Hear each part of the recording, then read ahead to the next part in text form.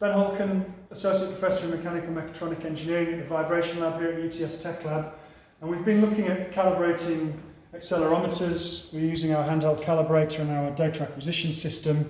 I have two other videos where I've described this in more detail. In this video I want to show a particularly useful piece of software capability that comes with Testlab, Simcenter Testlab, which is to use the calibration sheet. So at the moment I've set my transducer sensitivities, the actual sensitivities, back to our original values that are provided on the box, 99.43 for the IEPE transducer. We have an optically powered signal conditioning transducer, which we don't know the sensitivity for. That's what we're trying to find out. This value needs to be updated.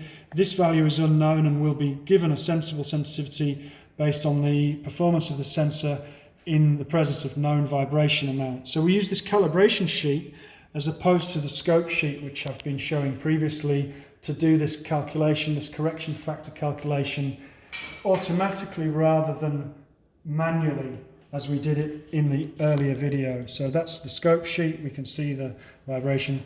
Let's go to the calibration sheet. In the calibration sheet, I can specify the type of calibrator.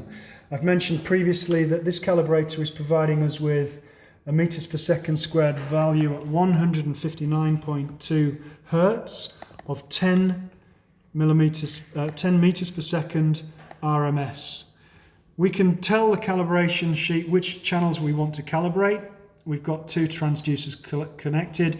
Here's the actual sensitivity.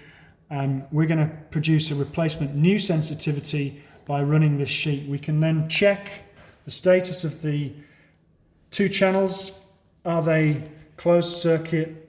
Is everything ready to go? Do we have any open circuits? Is there a problem with the cable? This is what the check function performs. We've checked. Everything looks okay. Now we hit start.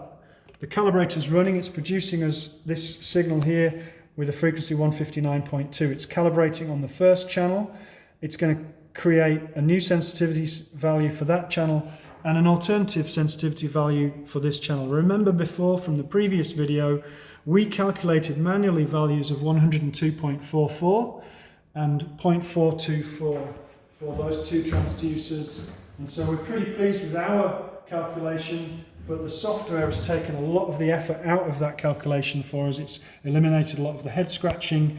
We can simply accept these new sensitivities. They will be copied over into the actual sensitivities in place of the two that were in there originally. There's lots of green looking signals on here, which means everything's good. We go back to the channel setup sheet. In there you can see, because I accepted those two values in calibration, they've been replaced. Now we have our actual sensitivities properly captured, and we can go on to start to do our measurement campaign. We hit the save button to save the project. Those values are retained, and let's go to the next stage of the process. Thank you.